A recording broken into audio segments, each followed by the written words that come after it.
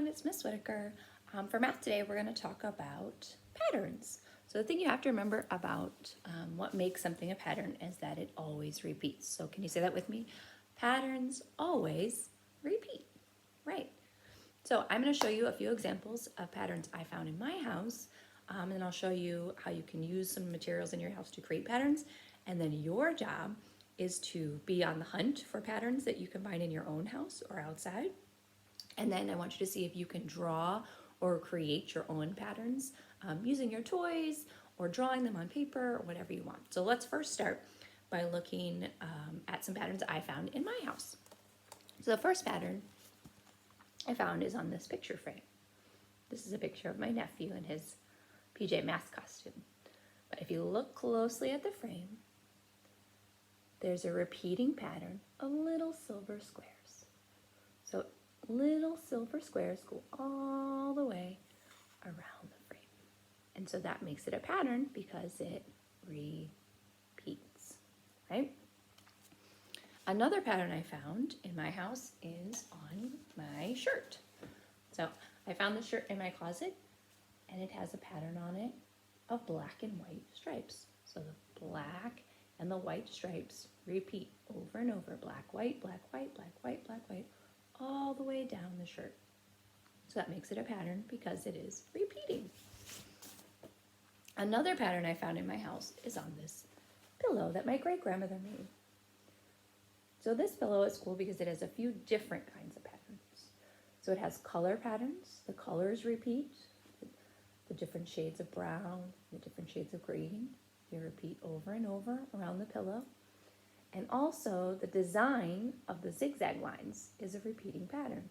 So the way they were sewn makes an up, down, zigzag pattern. And because that repeats all over the pillow, it is a pattern.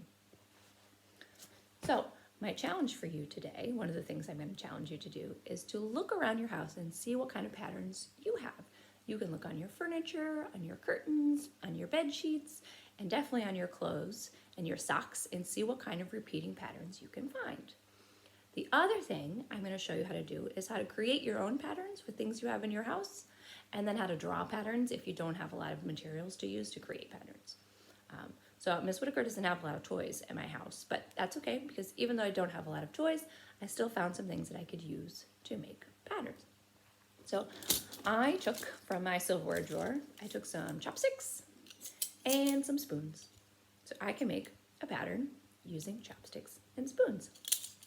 So remember, the thing about a pattern is that it has to always repeat, right?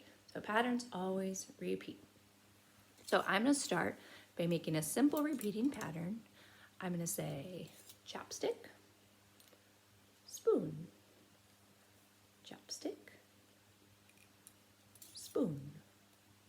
What would come next in my pattern if I want to keep repeating? Chopstick, spoon, chopstick, spoon. Right, chopstick, and then what comes next? If you can't remember, the best way to figure it out is to go back and read your pattern from the beginning.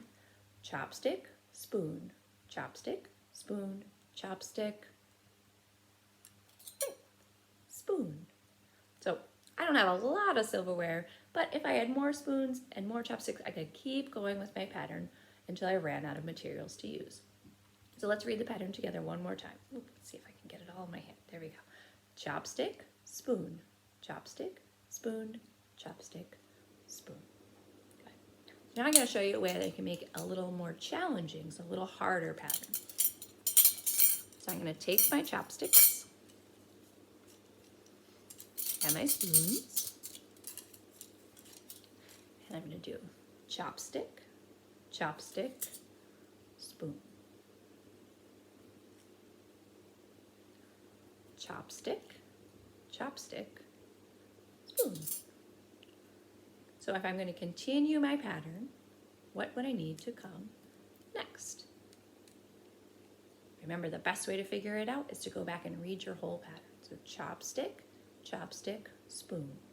Chopstick, chopstick, spoon. What comes next? Right.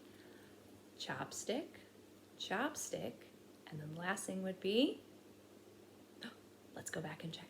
Chopstick, chopstick, spoon. Chopstick, chopstick, spoon.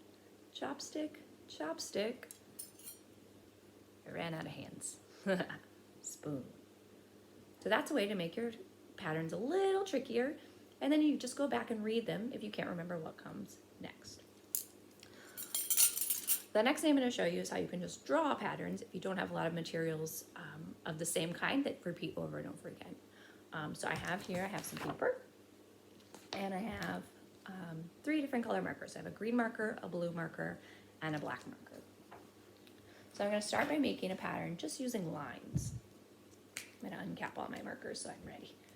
Green marker, black marker, and my blue marker. Okay.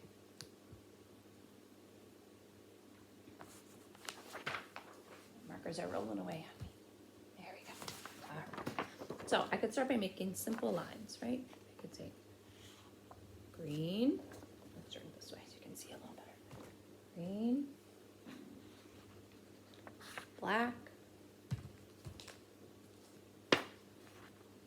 blue. And then remember, if I want it to repeat, I have to keep going. It's not a pattern unless it repeats. Green, black, blue. So what will come next? Green, black, blue, green. So I take my green marker and I make my line. So green, black, blue. Green, black,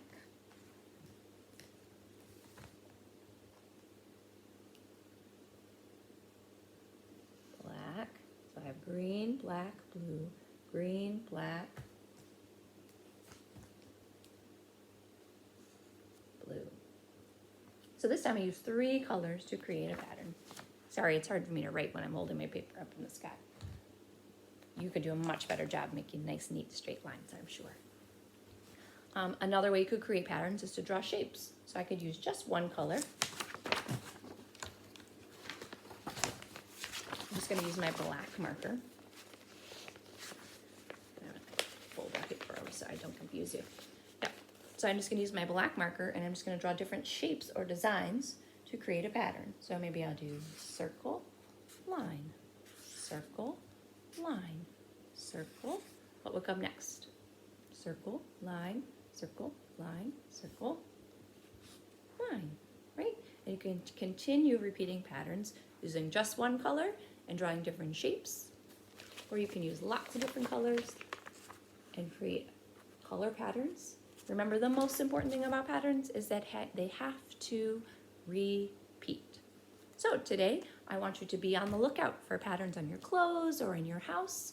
And then if you have some extra time and you want to really challenge yourself, see if you can find some materials in your house, coins or silverware or socks, and see if you can create your own patterns, or you can always use paper to create shape and color patterns.